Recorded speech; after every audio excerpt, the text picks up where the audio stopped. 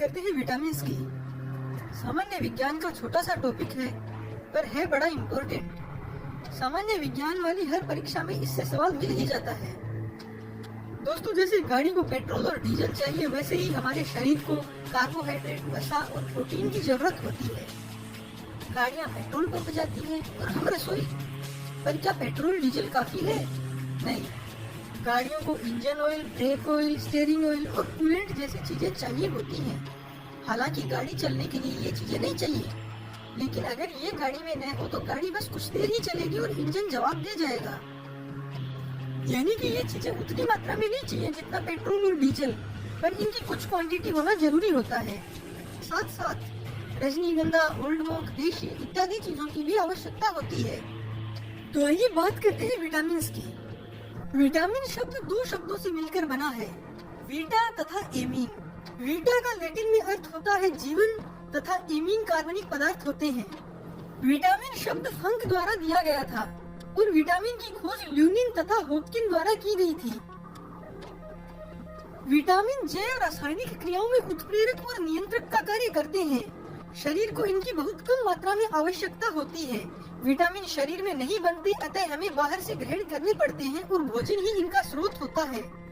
विटामिनों के प्रकार। विटामिनों को हम दो भागों में बांट सकते हैं। नंबर 1 वसा में घुलनशील तथा नंबर 2 जल में घुलनशील। वसा में घुलनशील विटामिनों में विटामिन ए, डी, ई तथा के आते हैं तथा जल में घुलनशील विटामिनों में बी तथा सी आते हैं। बात करते हैं वसा में घुलनशील विटामिनों की। नंबर 1 विटामिन ए, इसे रेटिनोल भी कहते हैं। विटामिन ए की खोज मैकुलन द्वारा की गई। हमारा शरीर पीले और लाल कैरोटीनॉइड रंजक द्वारा यकृत में इसका परिष्करण करता है। यह आँखों के लिए आवश्यक रोटोप्सिन के निर्माण हेतु जरूरी होता है, अतः इसकी कमी होते ही दृष्टि पर सीधा प्रभाव पड़ता है। इसे एंटी कैंसर तथा एंटी इन्फेक्शन अथवा रोग प्रतिरोधक विटामिन भी कहते हैं। यह त्वचा को भी तंदुरुस्त रखता है और इकनी होने से रोकता है।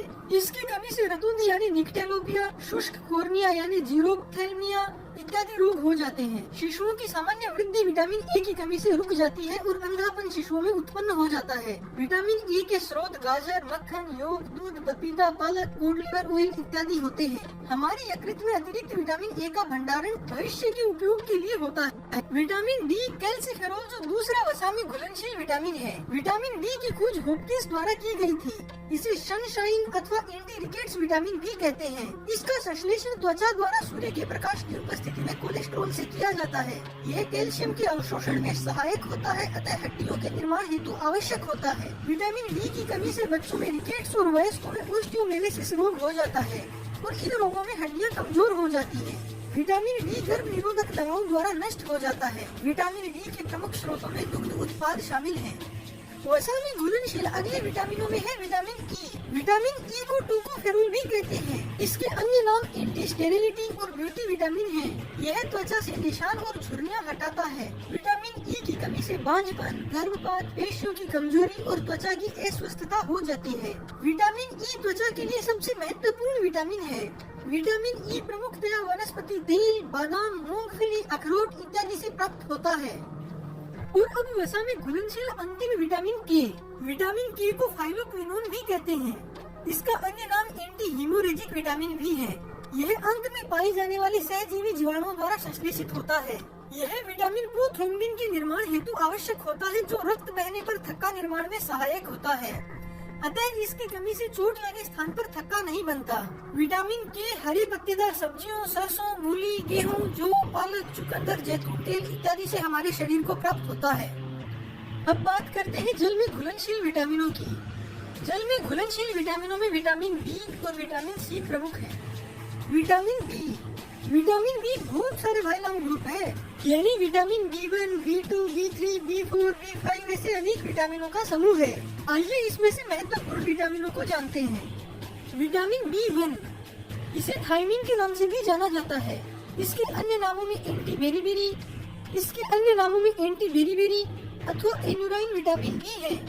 इसकी कमी से बेरीबेरी रोग हो जाता है। बेरीबेरी एक श्रीलंकन शब्द है जिसका अर्थ है अत्यधिक दुर्बलता। थायमिन के स्रोतों में साबुत अनाज, फलियां, अंडा इत्यादि शामिल हैं। विटामिन B2, इसे राइबोफ्लेविन भी कहते हैं। यह शरीर में एंटीऑक्सीडेंट का कार्य करता है और शरीर में उपापचय का महत्वपूर्ण नियंत्रक होता है।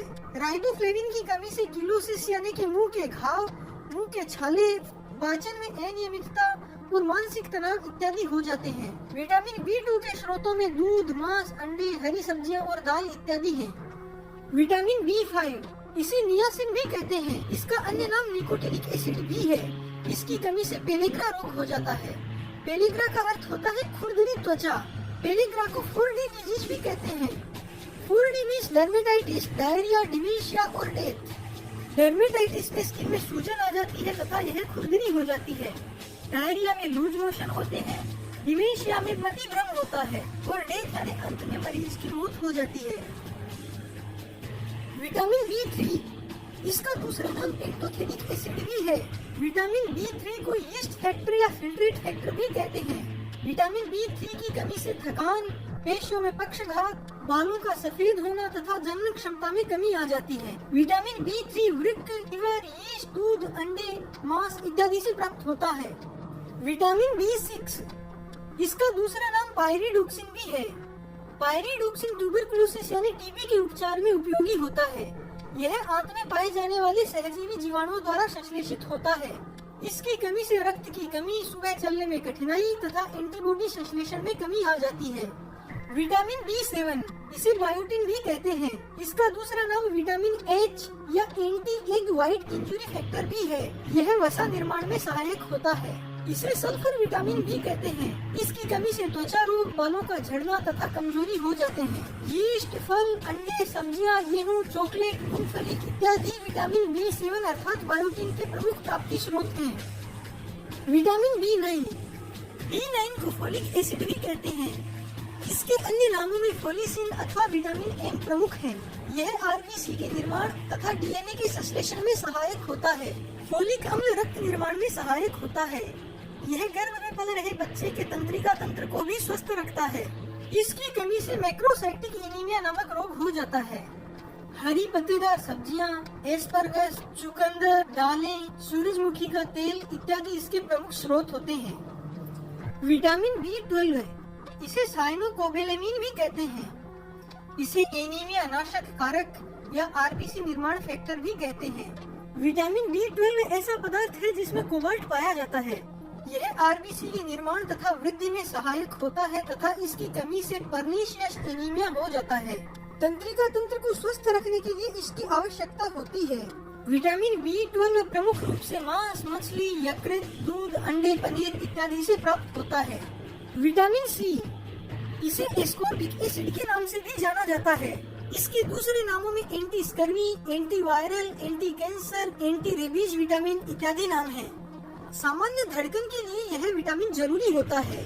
साथ ही यह विटामिन घावों को शीघ्र भरने में भी सहायक होता है। यह विटामिन हीमोग्लोबिन तथा संयोजी ऊतक के निर्माण में सहायक होता है। इसकी कमी से मसूड़ों तथा दांतों से रक्तस्राव होने लगता है जिसे स्कर्वी रोग कहते हैं। साथ ही नेत्र का लेंस अपारदर्शी हो जाता है। इसे कैटरेक्ट रोग कहते हैं। विटामिन C के प्रमुख प्राप्ति स्रोतों में आंवला, टमाटर, संतरा, नींबू, अमरूद, आलू, टमाटर, हरी सब्जियां, गूजबेरी, काली मिर्च, पत्ता गोभी इत्यादि हैं।